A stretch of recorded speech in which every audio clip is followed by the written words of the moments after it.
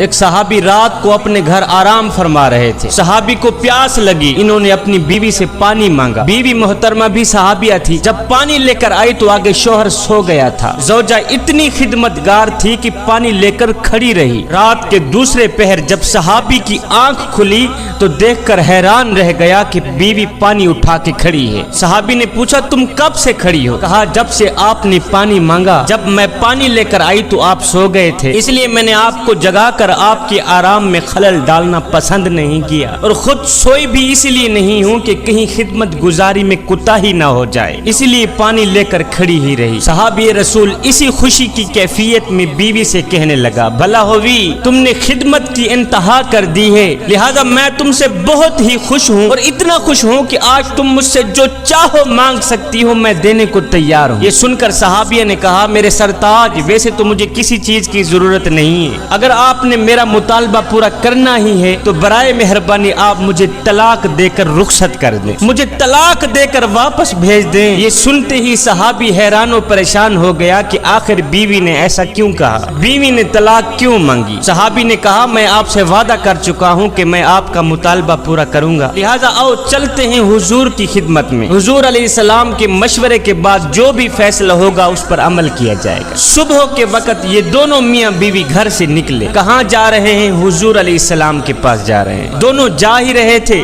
راستے میں صحابی کا پاؤں پھسلا، وہ منہ کے بل زمین پہ گر گئے، بیوی نے فوراً ہی صحابی کو اٹھایا، اٹھاتے ہی کہا او میرے سرتاج تجھے چوٹ تو نہیں لگی، اور تجھے چوٹ تو نہیں لگی؟ صحابی نے کہا بھلا ہوئی باقی تو سب ٹھیک ہے لیکن پاؤں میں شدید درد ہو رہی، شدید تکلیف ہو رہی۔ یہ سنتے ہی صحابیہ بیوی نے کہا او واپس گھر چلتے ہیں، اب مجھے طلاق کی کوئی ضرورت نہیں، اب مجھے طلاق کی کوئی ضرورت نہیں ہے۔ کہا وہ کیسے، یہ ماجرا کیا ہے؟ صحابیہ نے کہا مسئلہ یہ ہے کہ میں نے سنا ہے کہ جسے ساری زندگی میں کوئی تکلیف نہ ہو اس کے ایمان میں شک ہوتا ہے، اور جو بھی ایماندار ہوتا ہے وہ تکلیفوں میں ضرور آزمایا جاتا ہے، مجھے آپ کے ساتھ رہتے ہوئے اتنا عرصہ گزر چکا ہے، اتنا عرصہ بیت چکا ہے کہ آپ کو کبھی بھی کوئی تکلیف نہیں پہنچی، اس لیے میں نے سوچا کہ ایسے آدمی کے نکاح میں رہنے کا فائدہ ہی کیا ہے جس کا ایمان بھی مشکوک ہو، لیکن جب راستے میں آپ کے پاؤں کو چوٹ لگی تو میرا شک دور ہو گیا کہ الحمدللہ